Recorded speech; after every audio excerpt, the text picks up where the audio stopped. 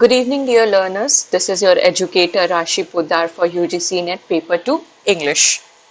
Our today's session is based on a very important writer, Indian writer, that is Mulk Raj Anand. Multiple times questions have been seen in different types of exams like UGC NET, TGT, PGT, DSSS and KVS as well. इन सारे ही exams में मुल्क राज आनंद को काफी depth में पूछा जाता है. तो मुल्क राज आनंद को कैसे पढ़ना है, क्या टॉपिक्स इंपॉर्टेंट है, कौन से वर्क्स को कितने डेप्थ में कवर करना है, ये सारी चीजें आज हम लोग इस वीडियो में देखेंगे. So without any delay let us start.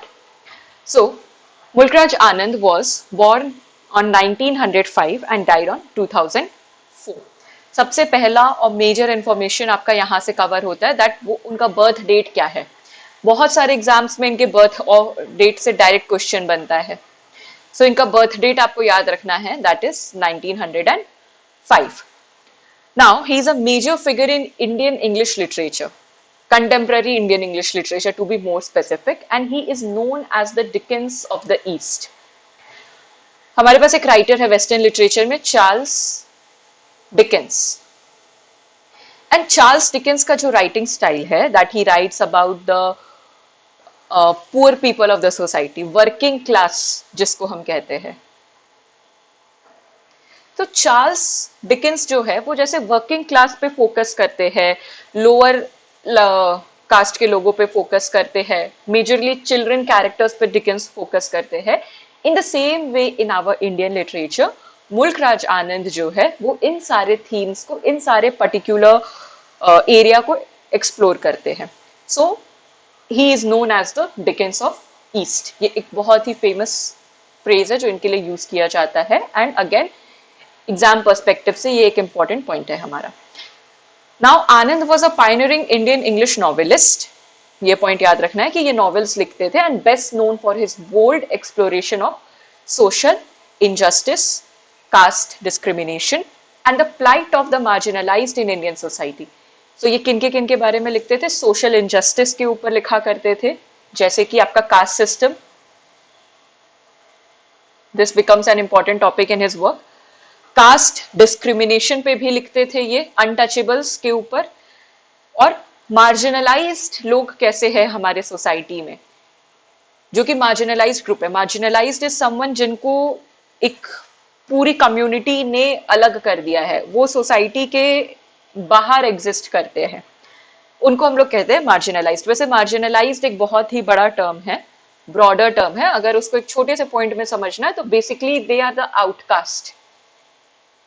outcast of the society, that is someone who is marginalized. So ये particular themes पे मुल्क राज आनंद अपना वर्क्स लिखा करते थे.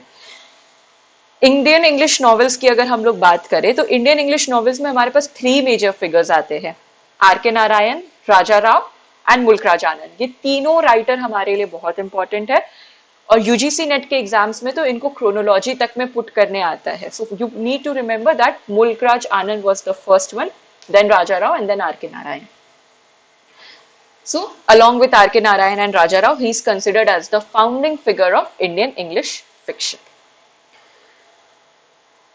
बहुत सारे एग्जाम्स में जैसे टीजीटी पीजीटी के एग्जाम्स में आपको बर्थ प्लेस भी पूछता है. So Peshawar which is now in Pakistan, currently it is in Pakistan. So Peshawar में इनका बर्थ हुआ था. इन्होंने पंजाब यूनिवर्सिटी से अपना एजुकेशन पूरा किया है एंड फिर उसके बाद इन्होंने यूनिवर्सिटी ऑफ लंदन में पढ़ाई की है और पीएचडी कैम्ब्रिज यूनिवर्सिटी से किया है. इनके राइटिंग स्टाइल में आपको मार्क्सिज्म का काफी इफेक्ट देखने को मिलेगा. मार्क्सिज्म क्या होता है? जिसमें आप इक्वालिटी की बात करते हो but on the basis of economical factors. Again Marxism एक बहुत ही ब्रॉडर थियोरी है हमारे पास, बट उसको अगर हम लोग एक शॉर्ट पॉइंट में देखें तो Marxism is a theory introduced by Karl Marx, जिसमें वो इक्वालिटी की बात करते हैं on the basis of the economical factors. ये गांधीयन आइडियल्स को फॉलो करते, गांधीयन फिलॉसफी पे बिलीव करते हैं, तभी ये कास्ट सिस्टम के बारे में बात कर रहे हैं इंडिया में. एंड ये वेस्टर्न मॉडर्निज्म को भी कहीं ना कहीं प्रमोट करते हैं अपने वर्क्स में. ही is a famous novelist, essayist, art critic and an editor. इन्होंने टीएस इलियट के साथ भी एक कोलैबोरेशन में एक मैगजीन पे काम किया है and the name is the criterion. He received the Padma Bhushan and साहित्य अकादमी अवार्ड इन लिटरेचर. अगर इनके वर्क्स में थीम्स की बात करें तो सबसे पहला और सबसे मेजर थीम हमें जो देखने को मिलता है दैट इज कास्ट ऑपरेशन. जैसे कि दलित्स के लाइफ को एक्सप्लोर करना, सोशल एक्सक्लूजन, कि सोसाइटी में आप किसी पर्टिकुलर इंसान को, किसी पर्टिकुलर इंडिविजुअल को, किसी पर्टिकुलर कास्ट को कैसे एक्सक्लूड कर दे रहे हो, बाहर का कंसिडर कर रहे हो उसको. अनटचेबिलिटी जैसे थीम्स को ये डील करते हैं अपने वर्क्स में, which comes under a broader term that is caste operation. फिर ये कॉलोनियल रूल और पॉवर्टी के बारे में भी बात करते हैं कि इकोनॉमिक और पॉलिटिकल सब्जुगेशन इंडियंस कैसे फेस कर रहे हैं. हमारे पास एक ट्रेडिशन एग्जिस्ट करता है दैट इज जमींदारी सिस्टम. तो जमींदारी सिस्टम को ये मार्क्सिज्म के पर्सपेक्टिव से अपने वर्क्स में बताते हैं, काफी वर्क्स में बताते हैं कि कॉलोनियल रूल के कारण क्या होता है कि आप एक ऐसे सिस्टम में फंस जाते हो जिससे आप नहीं निकल पाते हो और आपका एक्सप्लॉइटेशन होता है, उससे आपको एक्सप्लॉइट किया जाता है. और ये एक्सप्लॉइट करने वाले कौन से लोग हैं? अपर क्लास के लोग हैं जो आपको एक्सप्लॉइट कर रहे हैं.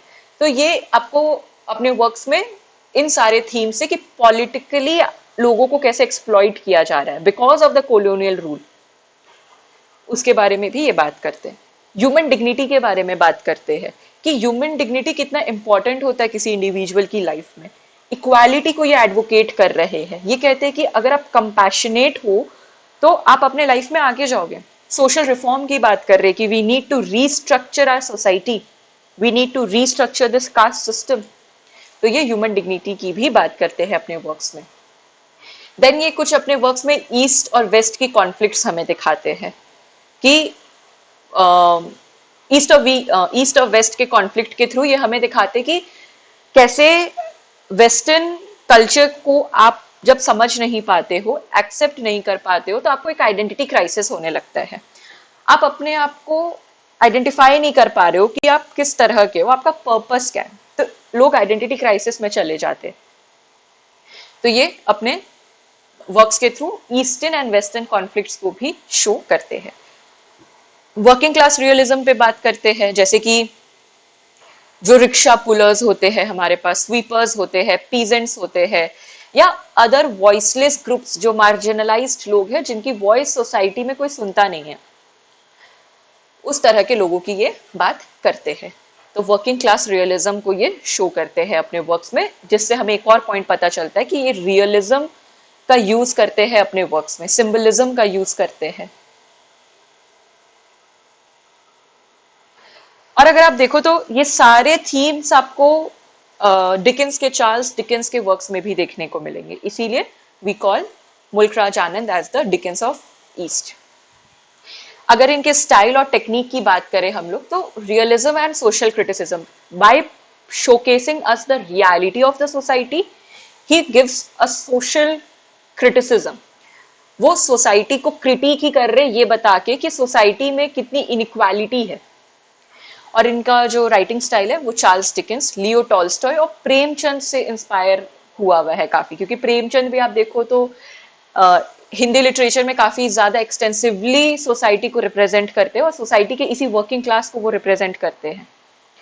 इनका लैंग्वेज बहुत सिंपल होता है क्योंकि ये सिंपल लोगों की कहानी बता रहे हैं. डायरेक्ट लैंग्वेज होता है क्योंकि नैरेटिव की क्लैरिटी पे इनका फोकस है कि आप उसका कॉन्सेप्ट, वर्क का कॉन्सेप्ट समझ पाओ. That is his focus. तो इनके लैंग्वेज भी सिंपल होते हैं, डायरेक्ट लैंग्वेजेस होते हैं.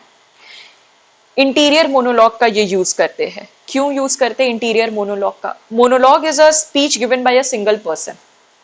Interior monologue is something that जब आपको एक कैरेक्टर के मन की बात पता चल रही है कि what that person is feeling, और उसको वो एक कैरेक्टर आके स्टेज पे बताता है, दैट इज इंटीरियर मोनोलॉग. तो ये इंटीरियर मोनोलॉग का यूज करते हैं टू शो कि ये जो हमारा सब्जुगेटेड सोसाइटी के लोग हैं वो कैसा फील कर रहे हैं.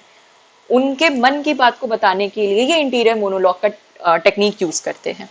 वर्नाक्युलर एक्सप्रेशंस का यूज करते हैं और इंडियन इंग्लिश आइडम्स का यूज करते हैं, यानी कि कुछ ऐसे पर्टिकुलर वर्ड्स होते हैं हमारे पास जो कि इंडियन इंग्लिश वर्ड्स है, ये उनका यूज करते हैं, जिनको हम लोग इंडियन इंग्लिश आइडम्स भी कहते हैं.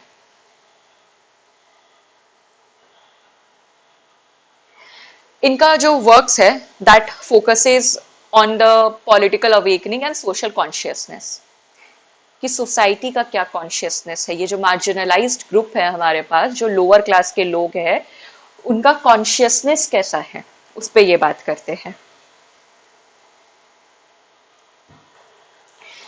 Now he is considered as the first Indian writer to gain international acclaim for English fiction. इनके वर्क्स जो है वो इतने ज्यादा हार्ट टचिंग होते थे, इतने ज्यादा अच्छे क्वालिटी के वर्क्स लिखते थे कि इनको इंटरनेशनली भी काफी ज्यादा अक्लेमेशन मिला था. ये इन्होंने इंडियन लिटरेचर में मार्जिनलाइज सोसाइटी को अपने वर्क्स के थ्रू वॉइसेस प्रोवाइड किया था, क्योंकि दलित लिटरेचर तो बहुत बाद में डेवलप्ड होता है हमारे पास. तो उस टाइम पे अगर हम लोग बात करें कि कंटेम्प्रेरी राइटर्स में हमारे पास कौन से राइटर्स हैं जिन्होंने मार्जिनलाइज सोसाइटी को वॉइस प्रोवाइड किया था, it was Mulk Raj Anand. Then he was the co founder of Marg, an Indian art and cultural journal. ये पॉइंट याद रखना है, ये एक इंपॉर्टेंट पॉइंट है आपके लिए. इनके वर्क्स वही सेंट्रल पोस्ट कोलोनियल थीम्स पे फोकस करेंगे, Dalits and realistic literature studies पे फोकस करते हैं. He sometimes compared with Premchand, क्योंकि हमने देखा है कि प्रेमचंद की राइटिंग स्टाइल का इन्फ्लुएंस इनके वर्क्स में है. आर के नारायण भी कंटेम्प्रेरी राइटर है, लेकिन आर के नारायण मिडिल क्लास लाइफ पे फोकस करते थे, और मुल्कराज आनंद जो है वो सोसाइटी के लोअर क्लास लेवल पे सब्जुगेटेड सोसाइटी पे फोकस करते हैं. ये दो डिफरेंस है इनके बीच में. बी आर अम्बेडकर ने भी एक पॉलिटिकल मूवमेंट स्टार्ट किया, क्योंकि ये दलित पैंथर मूवमेंट से एसोसिएटेड थे.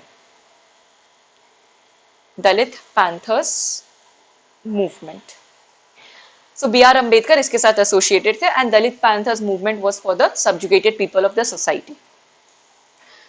और आनंद ने क्या किया, फिक्शन, अपने वर्क्स को, अपने राइटिंग स्टाइल को लोगों का, इन सब्जुगेटेड लोगों का वॉइस बनाया एज अ प्रोटेस्ट. अगर इनके कुछ मेजर वर्क्स की हम लोग बात करें, the first important work is untouchable. Works को कैसे पढ़ना है आपको, वर्क्स का पब्लिकेशन डेट पता होना चाहिए, वर्क्स के मेजर कैरेक्टर्स पता होने चाहिए. मेजर कैरेक्टर्स का मतलब है कि मेल प्रोटेगोनिस्ट और फीमेल कैरेक्टर्स तो सबसे ज्यादा याद रखना है आपको. अपार्ट फ्रॉम दैट, उस टेक्स्ट में क्या बात हो रहा है इसका एक शॉर्ट समरी पता होना चाहिए आपको. एंड आफ्टर दैट लास्ट में एकदम आपको पता होना चाहिए कि अगर कोई सिंबल्स यूज हुआ है उसमें, कोई सिंबलिज्म का है, ये पता होना चाहिए. सो इनका एक वर्क है untouchable, which was published in 1935, and it tells the story of a life of a Dalit boy named बाखा, जिसको कास्ट बेस्ड ऑपरेशन सोसाइटी में देखना पड़ रहा है, झेलना पड़ रहा है. और ये बाखा के लाइफ के सिंगल डे की कहानी है. नेक्स्ट वर्क है इनका कूली 1936 का, जिसमें मुन्नो नाम का एक कैरेक्टर है हमारे पास, उसकी कहानी है. Munro is an orphan boy जिसको एक्सप्लॉइटेशन इंडिया में क्या होता है उससे एक्सप्लॉइटेशन की थीम पता चलती है. नेक्स्ट वर्क है इनका two leaves and a bird 1937 का. इसमें भी आपको एक्सप्लॉइटेशन के थीम्स को देखने को मिलता है टी प्लांटेशन के वर्कर्स के थ्रू. नेक्स्ट है द विलेज ट्रियोलॉजी. ये एक ट्रियोलॉजी वर्क है इनका, जिसमें हमारे पास 3 वर्क्स आती हैं इनकी, और ये तीनों के तीनों वर्क्स जो है हाँ, इसके अंदर जो वर्क्स आती है वो तीनों एक ट्रियोलॉजी को फॉर्म करती हैं. हम लोग इसको अभी डेप्थ में भी देखेंगे. और इनमें जो ये विलेज ट्रियोलॉजी है ये लालू सिंह के लाइफ पे बेस्ड है. नेक्स्ट वर्क है इनका the private life of an Indian Prince, which was published in 1953, and इसमें आपको कैरेक्टर के साइकोलॉजिकल डेप्थ पे फोकस देखने को मिलता है. मॉडर्न इंडिया का एक इमेज प्रेजेंट होता है. And the last work is the sword and the sickle 1942 का वर्क है. इसमें आपको पीजेंट्स के बारे में पता चलेगा, एंड सोशलिज्म वर्सेस फ्यूडलिज्म के थीम्स देखने को मिलेंगे आपको. सबसे पहला वर्क जो इनका हमें पढ़ना है दैट इज अनटचेबल्स. अनटचेबल्स जब इन्होंने लिखा, उसके पहले इनका two leaves and a bird भी आता है, बट अनटचेबल्स के कारण ये काफी ज्यादा फेमस हो जाते हैं. अगर इस वर्क का जॉनर का बात करें हम लोग, तो सोशल रियलिज्म के थीम पे ये आता है हमारा. एक स्मॉल इंडियन टाउन का सेटिंग है इसमें, और ये प्री इंडिपेंडेंस की कहानी हमें बता रहे हैं of a single day in the life of a character named Bakha. The themes that we will see in this particular work are caste discrimination, untouchability, what is dignity, colonialism, and social injustice. Now, this particular book जब ये लिखे, इसकी story कहाँ से inspire होती है, तो मुल्क राज आनंद की आंट है, उनके लाइफ से ये इंस्पायर होके ये वर्क लिखते हैं। उनकी आंट का एक मुस्लिम लेडी के साथ फ्रेंडशिप रहता है, एंड बिकॉज ऑफ दैट इनकी आंट की फैमिली इनको आउटकास्ट कर देती है। तो उन्होंने देखा है कि वो कास्ट सिस्टम लोगों के माइंड में कितने डेप्थ में है, जिसके कारण काफी प्रॉब्लम्स फेस करने को हो रहा है सोसाइटी में। तो वहां से इंस्पायर होकर ये अनटचेबल्स की कहानी लिखते हैं। The plot of the novel revolves around the argument for eradicating the caste system. पूरे टेक्स्ट में, बहुत छोटा टेक्स्ट है हमारा, ये एक नॉवेला है, even not, it is not a proper novel, it is a novella. So पूरे टेक्स्ट में आपको यही मिलेगा कि आप कैसे कास्ट सिस्टम को हटा सकते हो, इरेडिकेट कर सकते हो, कम कर सकते हो। पहले आपको डिफाइन किया जाएगा कि कास्ट सिस्टम है क्या, बाखा के थ्रू आपको बताया जाएगा कि कास्ट सिस्टम है क्या, उसके लाइफ के प्रॉब्लम्स शोकेस किए जाते हैं, और फिर आप उसको कैसे इरेडिकेट करते हो, इस थीम पे वो बात करते हैं। सो इसीलिए इस वर्क में हमें दो सिस्टम्स देखने को मिलते हैं, that is the caste system and sanitization क्या होता है। नेक्स्ट इंपॉर्टेंट पॉइंट जो आपका बनता है यहां से is this one, that E.M. Forster wrote the introduction of the text. E.M. Forster is a writer जिन्होंने इसका इंट्रोडक्शन लिखा है इस टेक्स्ट का। So the novel takes place within a single day in the life of Bakha, a teenage untouchable whose job is to clean latrines, that is toilet, in a caste-ridden Indian town. तो इस character का क्या काम है?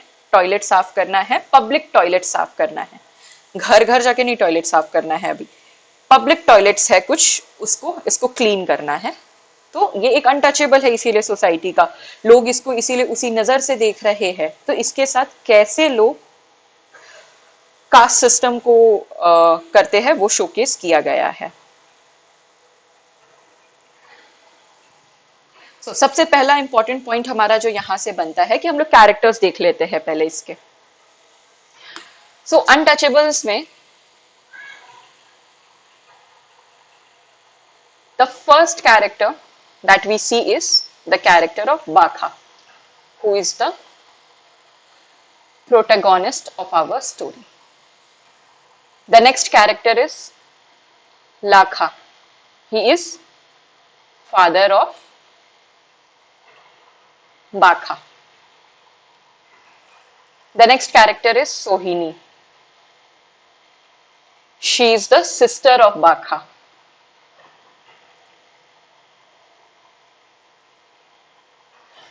Next character is Havaldar Charat Singh.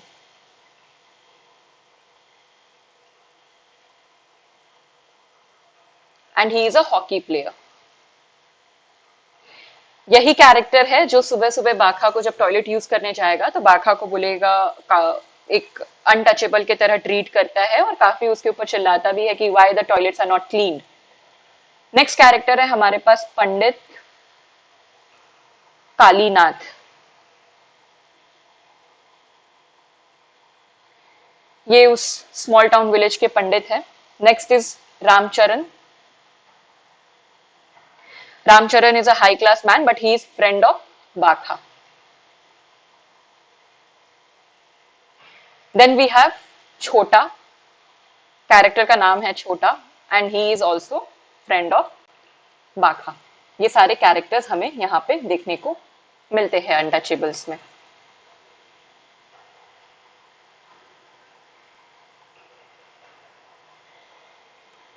Now हमारा जो text है वो 3 टाइम्स में डिवाइडेड है, that is the morning, during the work and रात का सीन। ये सारे टाइम्स आपको देखने को मिलते हैं। So what happens, the story starts as what happens in the morning is कि बाखा जो है, एक सेकेंड, बाखा जो है वो उठता है अपने फैमिली मड हाउस में जो कि लैट्रिन्स के नियर सिचुएटेड है, एंड उनके फादर जो है लाखा वो टाउन के स्वीपर है बट बहुत ही लेजी आदमी है। उनको जाना था बाथरूम साफ करने लेकिन वो नहीं जाते हैं और बाखा को चिल्ला के बोलते हैं कि जाओ काम पे जाओ, बाथरूम साफ करके आओ। बाखा ड्रीम करता था कि वो किसी दिन एक इंग्लिश मैन के तरह प्रॉपरली इंग्लिश जेंटलमैन की तरह ड्रेस्ड होगा और अपने आप को क्लीनलीनेस से वो एसोसिएट करता था, क्योंकि क्लीन उसको लगता था कि अगर आप क्लीन हो तो क्लीनलीनेस के साथ आपकी डिग्निटी आती है, उसका ऐसा थॉट प्रोसेस था। तो वो हमेशा एक ड्रीम करता था to dress like an English gentleman. So what happens कि जब ये काम पे जाता है ड्यूरिंग द वर्क, वो लैट्रिन साफ कर रहा होता है एंड उसी टाउन में एक हाई कास्ट हिंदू मैन है जिसका नाम हमने देखा Charat Singh the hockey player, and he shouts at Bakha for touching him. और एक बहुत ही ह्यूमिलिएटिंग सीन क्रिएट हो जाता है बाखा के लिए वहां पे, और उसको पब्लिकली स्लैप भी किया जाता है एंड उसको बोला जाता है to stay out of the way, और उससे वो काफी ज्यादा अशेम्ड फील करता है और कंफ्यूज्ड फील करता है। तो सबसे पहले क्या होता है कि जब ये काम पे जाता है तो सुबह सुबह तो पहले वो हॉकी प्लेयर इस पे चिल्लाता है, फिर उसके बाद ये घर जा रहा होता है, चल के आगे अपने काम पे जा रहा होता है, तो रास्ता में there is a turning in the way like this. So if someone is walking from here and someone is walking from here, तो till here they will not be able to see each other. यहाँ जब तक नहीं पहुंचेंगे तब तक देख नहीं सकेंगे। So बाखा इस साइड से जा रहा होता है और इस साइड से एक हाई क्लास आदमी आ रहा होता है, एंड व्हाट हैपेंस कि वो जाते जाते बाखा से टच हो जाता है एंड वो बहुत चिल्लाता है बाखा पे, बहुत खराब खराब बातें उसको बोलता है। वो बोलता है उसको कि तुम अपने साथ एक बेल लेके चलो, घंटी, या चिल्लाते चिल्लाते चलो कि एक अछूत यहां से जा रहा है, मैं एक अनटचेबल हूं, ताकि जो लोग आ रहे हैं उनका दिन ना खराब हो। एक अनटचेबल को देखने से इनका दिन खराब हो जाता है, ये ऐसा नैरेटिव है इनका उस टाइम पे। सो इसको काफी ह्यूमिलिएटिंग फील होता है उस टाइम पे इस चीज के कारण, एंड ये चीज उसके मन में एक नफरत पैदा कर देती है हाई क्लास लोगों के लिए। फिर क्या होता है, एक टेम्पल इंसिडेंट है हमारे स्टोरी में, काफी फेमस है कि बाखा जो है he is very fascinated by a temple and enters it's courtyard, और टेम्पल में वो चला जाता है। अब किसी अनटचेबल का टेम्पल में जाना मना है, ये चला जाता है, और वो जो प्रीस्ट कैरेक्टर है हमारे, वो अक्यूज करते हैं कि तुम टेम्पल को आके अशुद्ध कर रहे हो। और वही सेम प्रीस्ट है जो बाखा की सिस्टर सोहिनी को फिजिकल मोलेस्टेशन करने का ट्राई करता है। तो जब वो फिजिकल मोलेस्टेशन, हमें यहाँ पे सोसाइटी का 2 पॉइंट ऑफ व्यू पता चलता है कि जब when he was trying to molest Sohini, at that time she was not an outcast.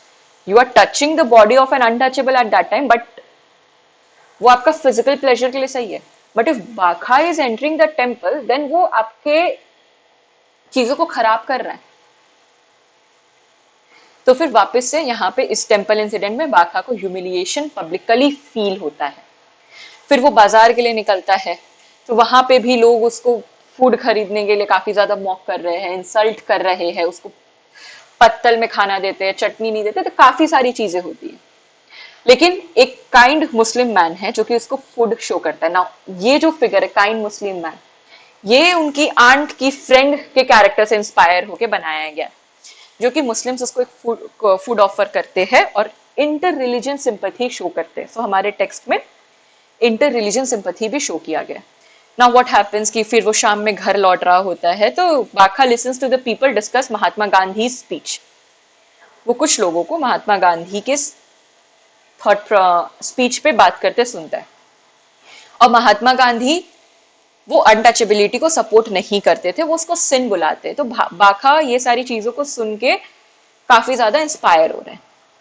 So a modernist poet argues that plumbing and flush toilets will be eliminate. और जब वो बात कर रहे हैं महात्मा गांधी ये सब सारी चीजों पे, तो उसी पे एक जन कास्ट सिस्टम हटाने के लिए ये सजेशन प्रोवाइड करता है कि आप फ्लश टॉयलेट्स का यूज करो, वेस्टर्न टॉयलेट्स का यूज करो, कमोड का यूज करो, जिसके कारण गंदगी नहीं होगी। तो we won't need a untouchable to clean the toilets daily.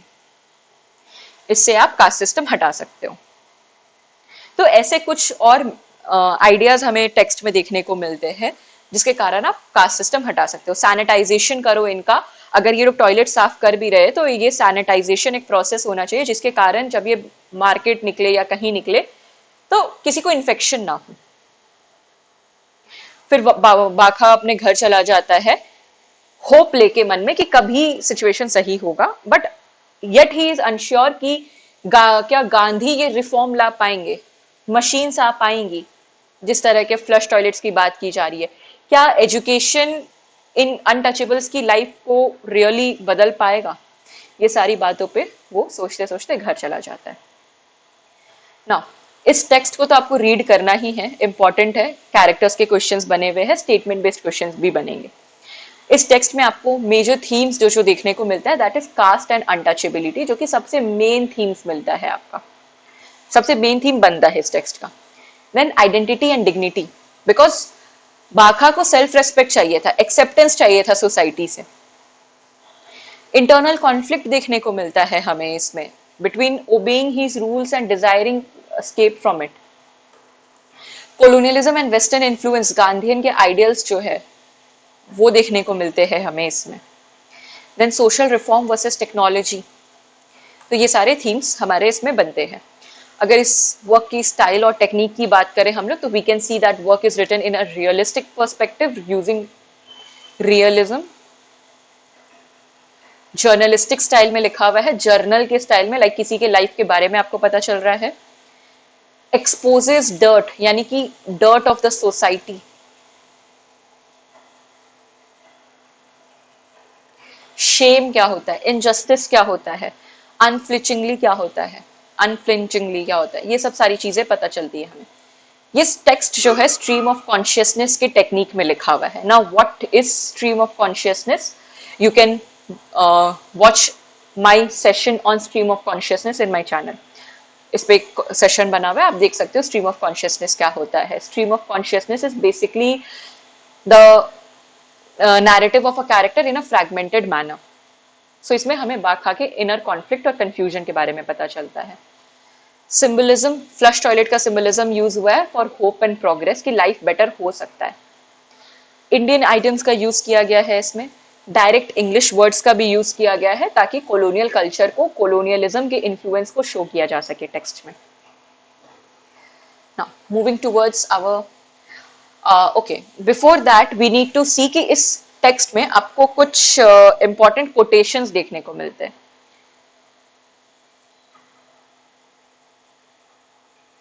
Just a minute.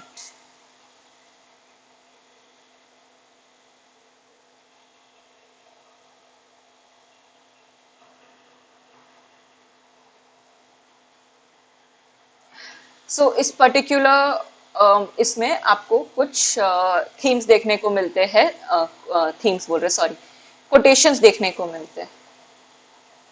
The first quotation that we have is from colonel Hutchinson, colonel colonel Hutchinson, and the quotation is, Christianity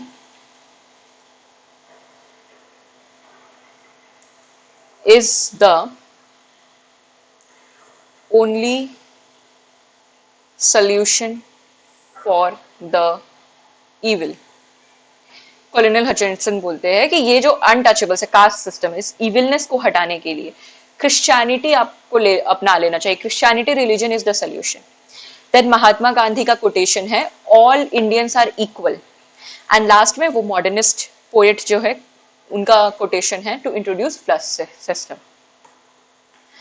Now, moving towards our next work, that is Coolie, which was published in 1936.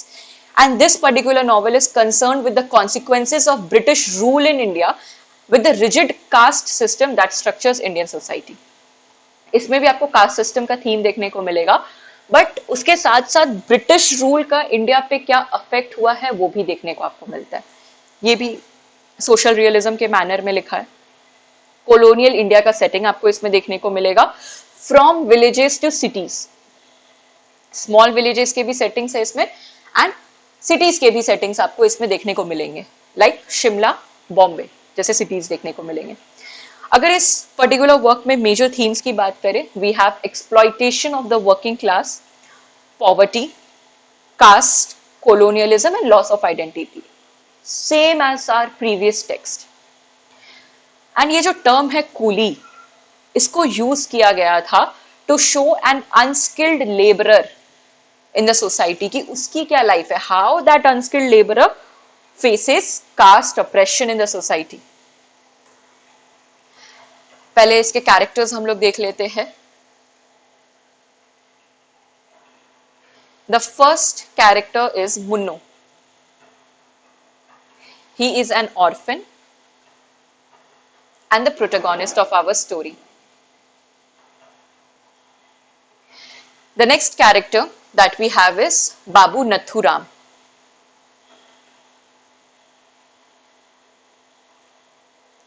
He is a clerk जो office में काम करता है, bank clerk है ये basically. Next is Premchand. He is a doctor and brother of Babu Nathuram. Brother of Nathuram. The next character that we have is Sheila. That is daughter of Babu Nathuram. Sheila is the character of Babu Nathuram. Sorry. Sheila is the daughter of Babu Nathuram.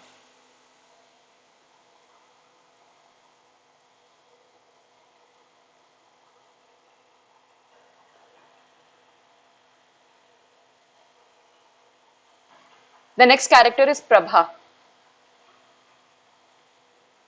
owner of pickle factory.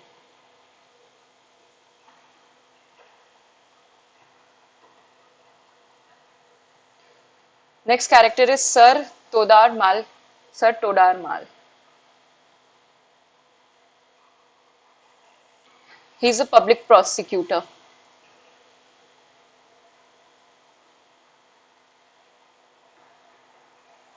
Next one is Ganpat,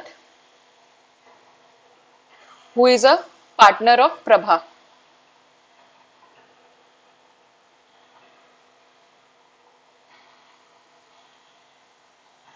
And the last character is the character of Mrs. Main Warning. And Munno runs over her car.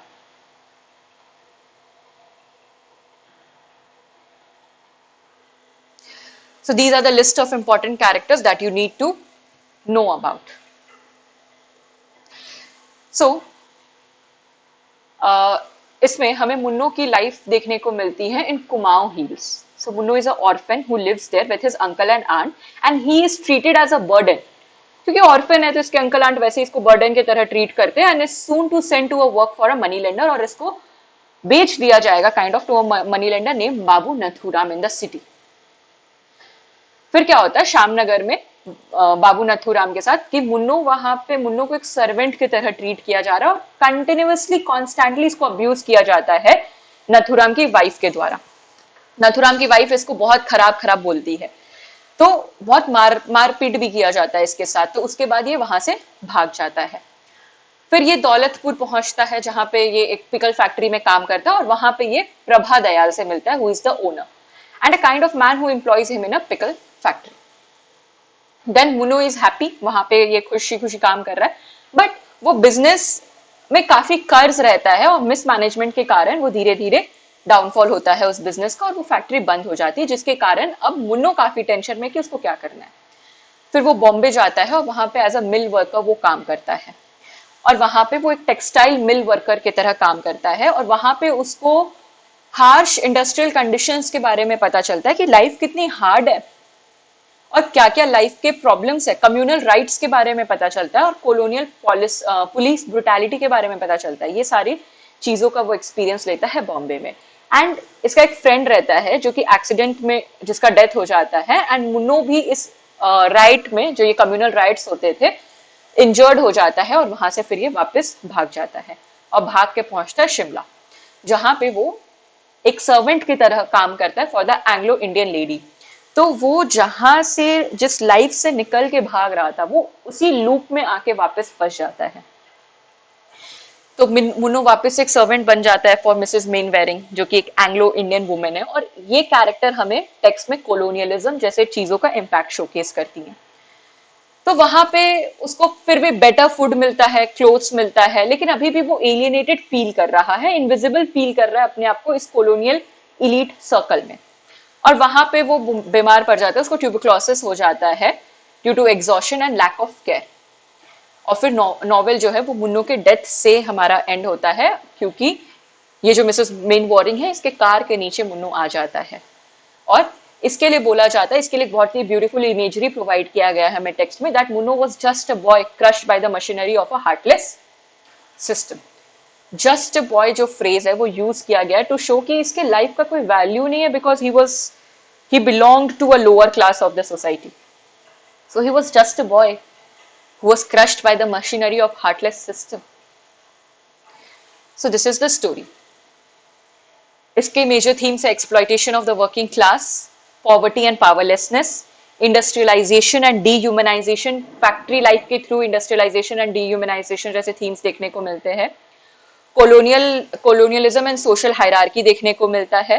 Loss of innocence और identity भी देखने को मिलता है, क्योंकि Munro का जो child like spirit था वो धीरे धीरे इस लाइफ के स्ट्रगल में कहीं ना कहीं फेड अवे होते चल रहा है, और वो बस एक नेमलेस कूली बन के रह जाता है, अनट्रेन्ड लेबरर बन के रह जाता है।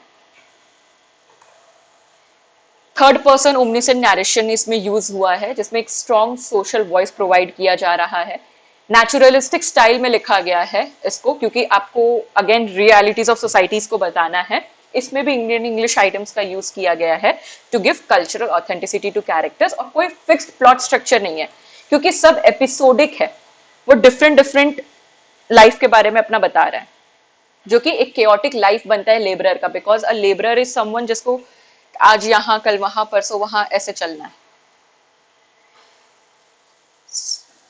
The next important work is 1945, was published in 1945, that is Big Heart. इसमें भी आपको सोशल रियलिज्म का ही थीम्स देखने को मिलेगा।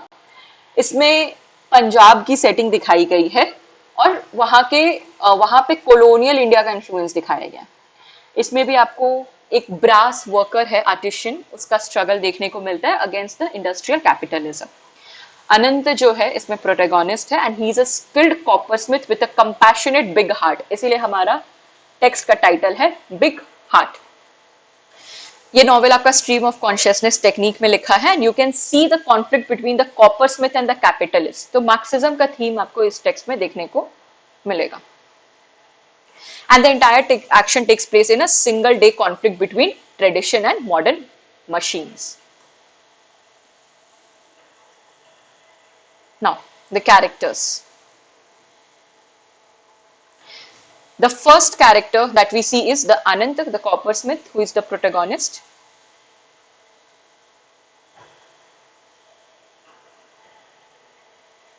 The next character that we have is Murlidhar, the factory owner.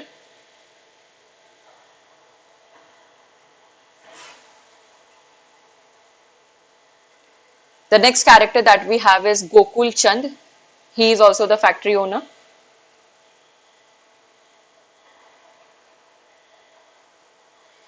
Next one is Satyapal, who is the student leader.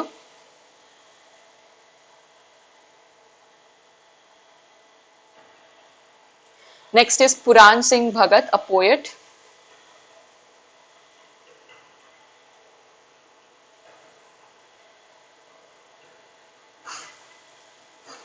And the last character is Ralia, who is an ex-laborer. So these are the important list of characters that you need to remember. So story जो है वो पंजाब के अमृतसर में set किया गया है, and story अनंत कॉपरस्मिथ के बारे में है, जो कि एक लॉन्ग लाइन ऑफ आर्टिशन से आता है, इसीलिए इसके लिए ट्रेडिशनल वे से काम करना is more important. But colonialism के आने से इंडिया में मशीन्स का इंपॉर्टेंट, मॉडर्न मशीन्स का इंपॉर्टेंट ज्यादा शोकेस किया जा रहा है। तो he is facing a struggle about that कि मॉडर्न मशीन्स को यूज करे या इसको यूज करे। इस पर्टिकुलर वर्क में आपको strong, generous and respected yet increasingly aware that machines are replacing hand workers like him. तो आनंद को कहीं ना ये रियलाइजेशन रहता है कि हैंड वर्कर्स को मशीन्स रिप्लेस कर रहे हैं। सो इसको अब ये नहीं समझ में आ रहा है that what he will do in his life. तो ये ओल्डर जनरेशंस को दिखाता है आनंद, और उनकी डिग्निटी को शोकेस करता है, who refuse to compromise his art और द एथिक्स। ये जो टाउन है अमृतसर, ये 2 पार्ट्स में डिवाइडेड है। वहां पे कुछ ऐसे आर्टिशंस रहते हैं जो कि इस कल्चर को, अपने ट्रेडिशंस को प्रिजर्व करना चाहते हैं, and the second type of people that live there is the capitalist and the factory owners, जो कि मॉडर्नाइजेशन इंप्लीमेंट करना चाहते हैं और वो मैकेनाइज्ड प्रोडक्शन के लिए बोलते हैं, क्योंकि दोनों में फर्क है। ट्रेडिशनली आप कम सामान प्रोड्यूस कर पाओगे और मैकेनाइज्ड वे से आपको लेबरर्स कम चाहिए, जिसके कारण फैक्ट्री ओनर्स का बेनिफिट है। तो ये वाला कॉन्फ्लिक्ट हमें इस पर्टिकुलर टेक्स्ट में देखने को मिलता है। तो आनंद जो है, he tries to organise workers to demand better wages and oppose the machines. वो कुछ वर्कर्स को बोलता है कि तुम लोग ज्यादा वेजेस मांगो काम करने के लिए, मशीन्स को मना करो, हाथ से काम करो। इसीलिए हमें कॉन्फ्लिक्ट अमंग वर्कर्स देखने को मिलता है इसमें। स्ट्राइक्स है, प्रोटेस्ट है, ये सारी चीजें इसकी थीम्स बनती है। बट लास्ट में टेक्स्ट हमारा जो एंड होता है, that is Anand dies tragically either from illness और the heart break, depending on the interpretation कि आप टेक्स्ट को किस पर्सपेक्टिव से पढ़ रहे हो। इसमें आपको मेजर थीम्स देखने को मिलेगा, आर्टिशियंस वर्सेस मशीन, जो कि कहीं ना कहीं आपको कोलोनियलिज्म का इम्पैक्ट भी दिखाता है टेक्स्ट में। Apart from that, human dignity, brotherhood and betrayal, that how workers lacked unity and Ananda was betrayed by the own worker community, capitalism and exploitation, and hope through humanism. ये जो title है अनंत the big heart, ये अनंत के generosity, moral strength और largeness of spirit के ऊपर रखा गया है। तो क्योंकि ये सपोर्ट करता है बाकी लोगों को despite of his own poverty, वो चाहता तो मशीन्स को अडेप्ट कर सकता था, बट वो नहीं करता है बाकी लोगों को सपोर्ट करने के लिए, पर वही लोग इसको बाद में बिट्रे कर देते। तो ये कहीं ना कहीं सोसाइटी में जस्टिस, ट्रेडिशन और कलेक्टिव वेलफेयर को शोकेस कर रहा है। His death is also symbolic as he is broken by the system that doesn't value human craft. Style और स्ट्रक्चर अगर इस टेक्स्ट का देखें तो ये एक रियलिस्टिक नैरेटिव है which is influenced by Marxism and Gandhian values. इसमें भी आपको लोकल इडियम्स का यूज किया गया है। इसमें आपको इमोशनली चार्ज्ड सीन्स देखने को मिलेगा जो कि पॉलिटिकल अवेयरनेस क्रिएट करता है। And just like the untouchables, the narrative is slower. इसमें एक फ्लो है जो कि आपको देखने को मिलेगा और मोर रिफ्लेक्टिव वे में देखने को मिलेगा। Now moving towards the next work, that is Two Leaves and a Bird, which was published in 1937. ये एक पॉलिटिकल सोशल रियलिज्म वर्क है इनका। इसमें आपको टी प्लांटेशन, आसाम में टी प्लांटेशन है, उसकी सेटिंग देखने को मिलती है। एंड इसमें भी ब्रिटिश कॉलोनियल रूल देखने को मिलेगा। इंडियन लेबरर्स को कैसे एक्सप्लॉइट किया जाता है by the British colonial rules and the capitalist system, वो सारे थीम्स इसमें देखने को मिलते हैं। To start with, let us first see the characters.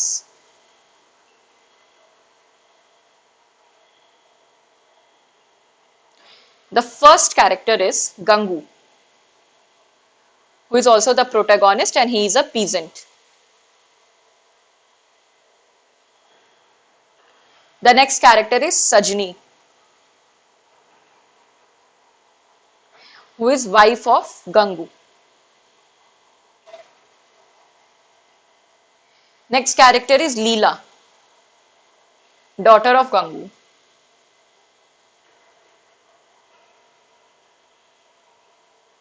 Next character is Buddhu, son of Gangu.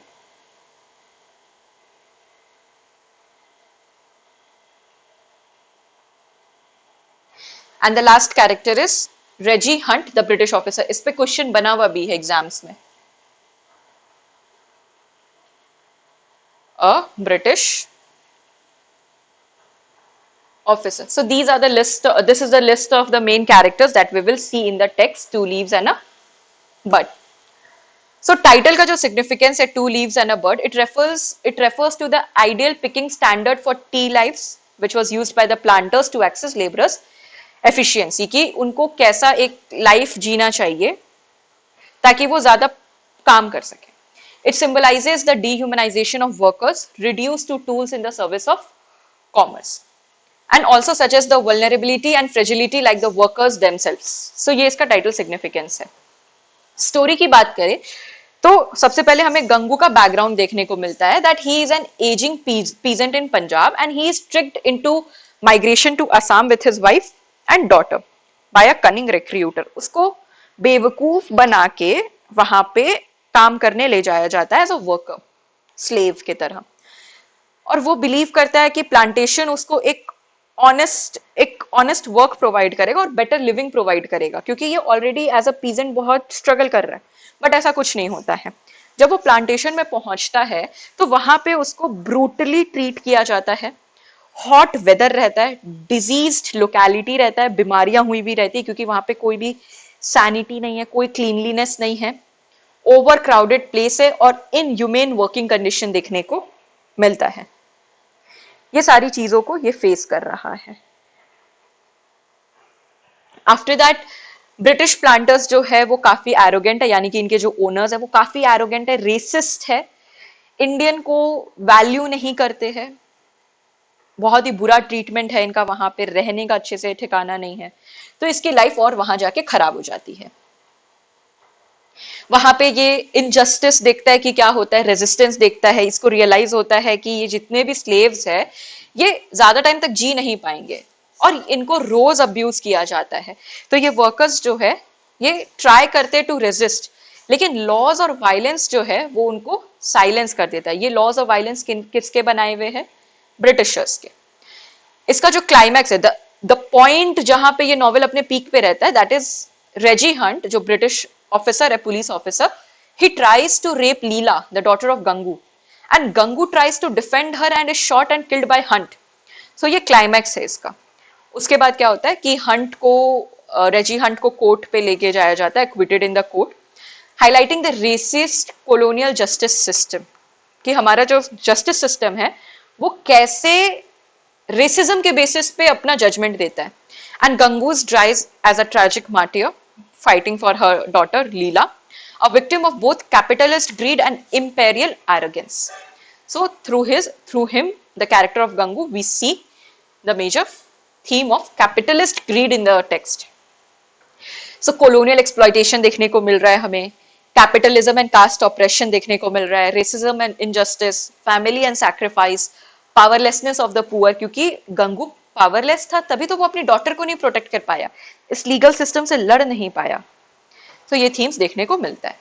If we talk about the narrative style and technique of the text is written from a third person omniscient narrator, and इसमें भी realistic और descriptive pros का use किया गया है। Same है, Gandhian and Marxism philosophy है। Dialogues पे बहुत फोकस किया गया, लोकल डायलेक्ट्स यूज किया गया जो कि आसाम के टी प्लांटेशन में यूज किया जाता है, ताकि कैरेक्टर्स को एक बेस मिले, स्टोरी में स्ट्रेंथ आए हमारे। The next work that we have is the private life of an Indian prince. So जो इनका ये वर्क है, the private life of an Indian prince, इसमें एज सच कोई कैरेक्टर इंपॉर्टेंट नहीं है, बस आप इसके प्रोटैगोनिस्ट का नाम याद रखोगे। ये भी एक पॉलिटिकल रियलिज्म और साइकोलॉजिकल नॉवेल के जॉनर में आता है। इसमें आपको इसका सेटिंग जो है that is in a fictional princely state in pre and post independence. आपको बिफोर इंडिपेंडेंस का भी सेटिंग देखने को मिलेगा, पोस्ट इंडिपेंडेंस का भी सेटिंग देखने को मिलता है। The main focus of the text is about to show the decay of feudal princely states and internal moral collapse and the psychological crisis of a prince. So the most important character is Prince Victor, who is a ruler of a small princely state. So Prince Victor जो है वो इस state को rule कर रहे हैं under British rules, and he is westernized, indulgent, arrogant and caught between his feudal duties and personal desires. वो समझ नहीं पा रहा है कि इसको कैसे चलाना है, वो वेस्टर्नाइजेशन को सपोर्ट कर रहा है।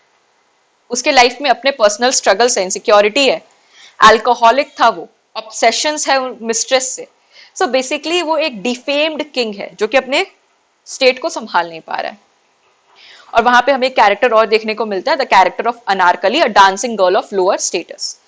इस टेक्स्ट में हमें crisis of identity and decline भी देखने को मिलता है, जो कि आफ्टर इंडिपेंडेंस देखने को मिलता है। क्या होता है कि the Indian government moves to abolish princely states. ये जो छोटे स्मॉल टाउन्स है इनको Indian government after independence decide करती है कि अबॉलिश करना है।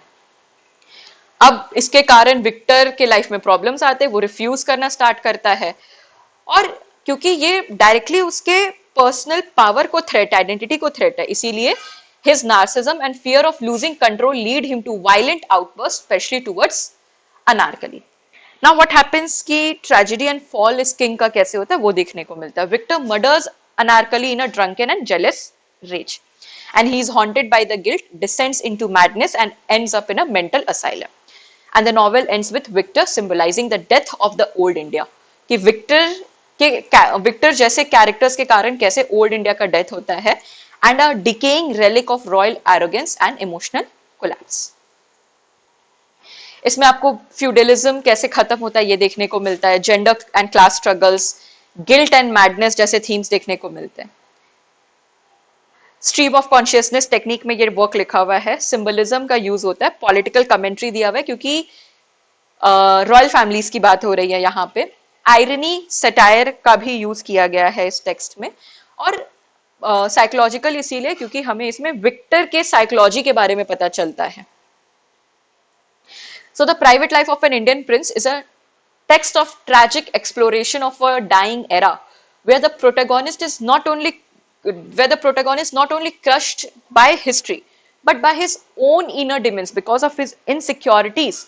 And Anand moves from socio-economic oppression to psychological drama by exploring the mindset of the character Victor, showing how even those in powers are trapped in feudalism by their past, their pride, and their inability to adapt. So Victor falls both personal and Victor is a fall to both personal and political things, marking the end of princely India. Next इनका जो important work है that is the ट्रियोलॉजी, जिसके बारे में हम लोग बात कर रहे हैं. इसमें 3 इंपॉर्टेंट वर्क्स आते हैं. That is the village which was published in 1939 and it is based on a single character named Lal Singh. Across the black waters, ये भी 1939 में ही इस ट्रियोलॉजी में पब्लिश हुआ था, and it is based on a character name Lalu Ram who was a sepoy. And the third work is the sword and the sickle which was published in 1952, और ये जो टाइटल है ये जॉर्ज ऑरवेल के वर्क से लिया गया है, the sword and the sickle. It talks about the rise of communalism in India.